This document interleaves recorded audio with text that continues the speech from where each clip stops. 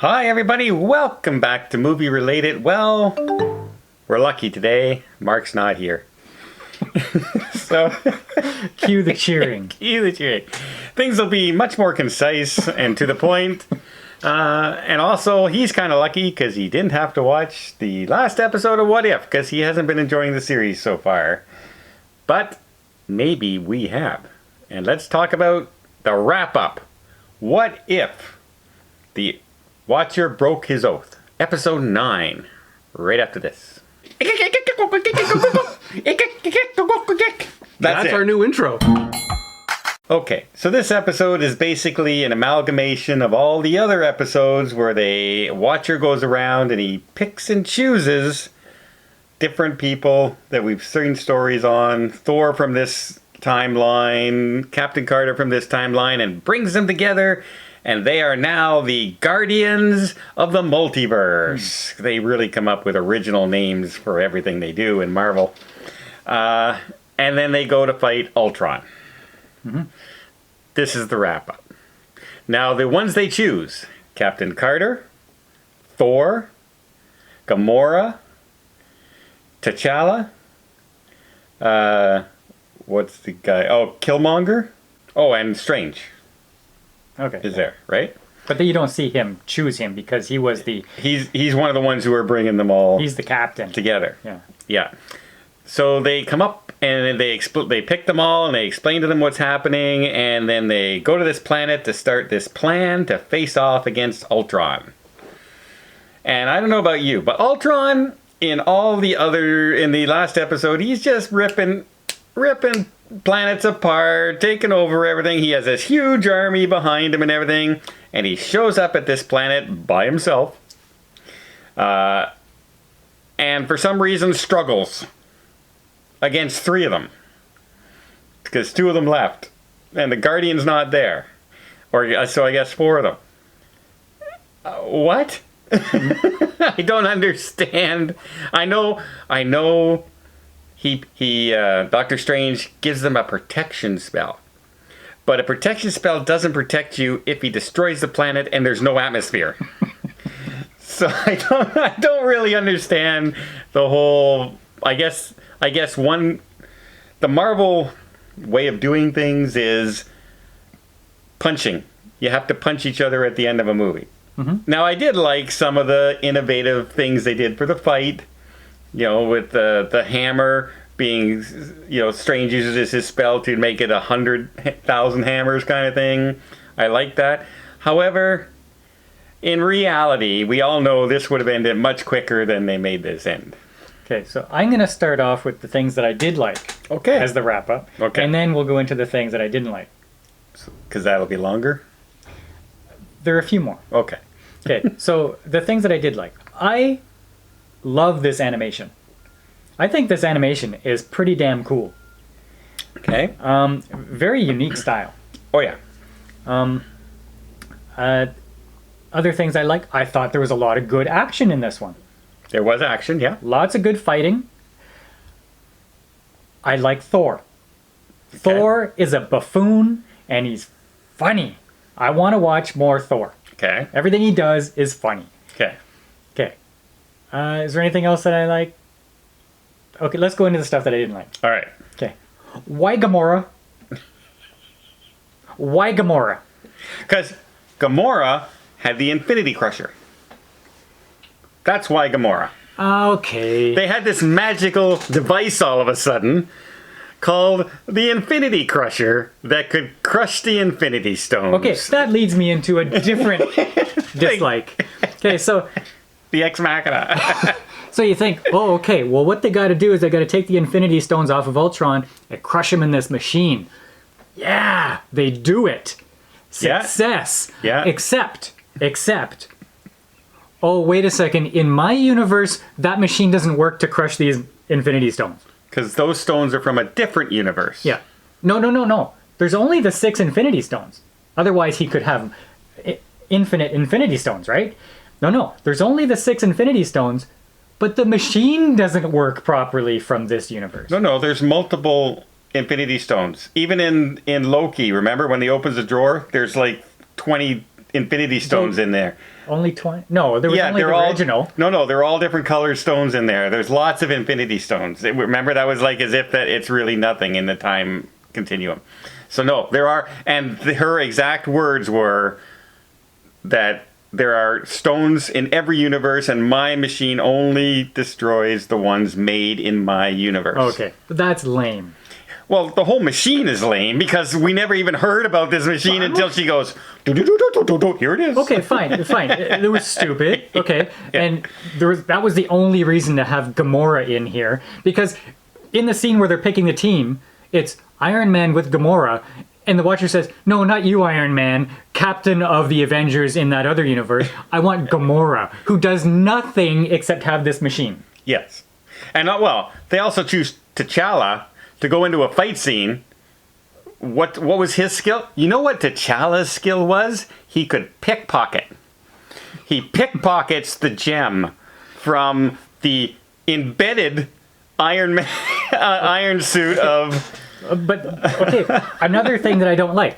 Do you remember Guardians of the Galaxy when Star-Lord held the Infinity Stone in his hand, and it was like, ah! Yeah, and he needed the others to disperse the power. Yeah. And don't forget, he's a god in that universe. Yeah, he's a demigod. Yeah. Okay, but now anybody can just handle these Infinity Stones. It doesn't matter. Oh, I pickpocket, I'm holding it, now it's over there, so somebody else grabs it. It has no effect on them.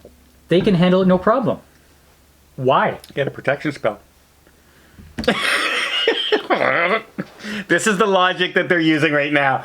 And then, okay, what about this? There's a part at the end where Killmonger takes the stones away from Ultron. Okay, but then Ultron says, "No, wait, it's mine," and he somehow has the power to like have this beam to take the Infinity Stones towards him.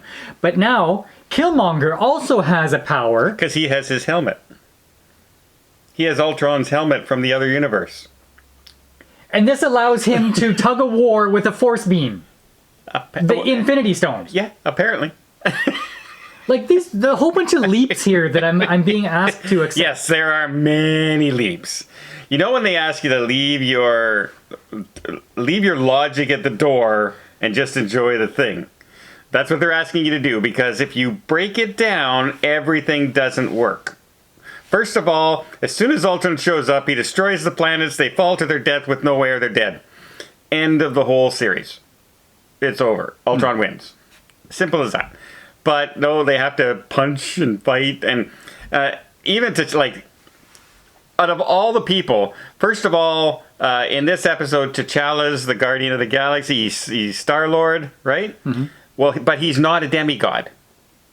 He was not the born son. He was just somebody who walked out and was picked up by accident. So he doesn't have the god powers on him.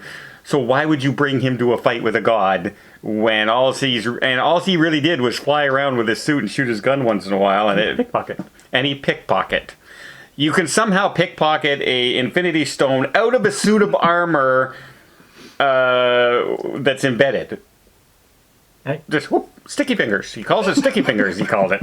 At least in Endgame, when Iron Man did it, it's because he has the suit that kind of took it over, right? It wasn't him who just grabbed it and, oh, here I have it. No, it was the suit that reached out when he was holding on and it took over the glove and brought it back.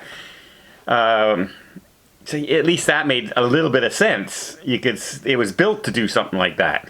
However, sticky fingers. And a little bit of foreshadowing for Killmonger betraying them, because halfway through the episode they look at him and say, "Do you trust that guy?" Yeah. Well, also, he kept on playing with that helmet. I wonder if this will help me kill everybody later.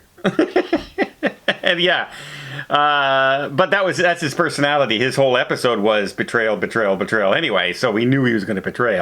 So that's a good thing, because the Watcher decided, let's get the traitor and bring him over, because he also didn't have any superpowers or super skills. Yeah, I don't understand why he was there. So, yeah, they didn't bring the Hulk. No, they didn't, Didn't bring Iron Man. Didn't bring Iron Man. No. They thought Agent Captain Carter was good enough. Why didn't they get a Captain America from somewhere? Yeah. And then you have the whole thing is about the Watcher can't interfere. It's his oath that he can't interfere. Well, he did a lot of interfering to protect the multiverses. So that was some interference. And then at the end, he says, hey, Black Widow, I can't restore your planet because, hey, I can't interfere. But he brings her to a different universe to live in. Yeah. I'm not interfering. I'm bringing a whole different galaxy to this galaxy with this person because I'm a nice guy. So, yeah, like there was a lot to like in this episode, but a lot of it just did not make sense. Oh, yeah, and Black Widow shows up too. She's the last human being on this planet. Yeah, she wasn't chosen. And it happens to be the planet that they send themselves to do the final fight. Just happens to be the one where she's alone by herself. And she kind of screws things up. Like, they probably could have won sooner, but she ruins things. Nope, because the machine wouldn't have worked anyway. Yeah, So their plan wouldn't have worked either way. Stupid. Infinity Stone Crusher. Hey, how do you think we can win? Well, I just happen to have this thing in my pocket that will win for us. That's exactly what this episode was. Because I've never heard of that before in my life. So, there you go. What if? What if we didn't have to watch this series? Now, wait, was it worth it? Well, you know what? I enjoyed this episode more than I enjoyed most of the others. Like, yeah, you have your ups and downs, but I thought there was a lot of good in this series with the animation and a lot of the voice acting and Thor. So I'm glad I watched it all. Do I think they should continue it and do a season 2? I don't know. It's done for me now. Here's my next thing. Will you ever watch these again? No. No. These are a one and done. Yeah. Like, quite frankly, every single one of the Disney Plus series have been so far for me. Yeah, I'll never watch WandaVision again or Which is, Falcon. when you think of it, it's really strange. Like, how many times have you gone back and watched a Seinfeld episode, a Star Trek episode, you know, Boston Legal, shows like that? We go back and watch them all the time. I have yet to go back and watch a single Disney Plus episode of anything. Mm-hmm. And that's not a good sign for a streaming service. You want those repeat visits. And that's some of the problems I see. But what do you give this episode? I'll give it an 8. I'll go with 7. I enjoyed it. It wasn't great. It wasn't horrible. But I enjoyed the episode. What do you give What If as a whole? 6.5, 7. Okay, I'm going to give, a 6. It was to me. A lot of episodes I went, and again, if I'm not going back to watch it, it must mean it was just It was better than He-Man. What wasn't? So, Before we end it, I want to do a video where the audience gets to ask us questions. And okay. it could be anything. It doesn't have to be movie related, although it can be. You're assuming they got this far in the video. So anybody who is interested enough to stay this long, I'm going to put my email in the description and you can send us questions that you want us to answer on a video. That's right. And it can be really about anything. Mark's shoe size. Are you interested? Very You small. can ask that question. It's very small. He's got little baby feet. That's why we have a desk. He's very self-conscious about Very that. self-conscious. He buys it at Baby Gap. He buys his shoes at Baby Gap.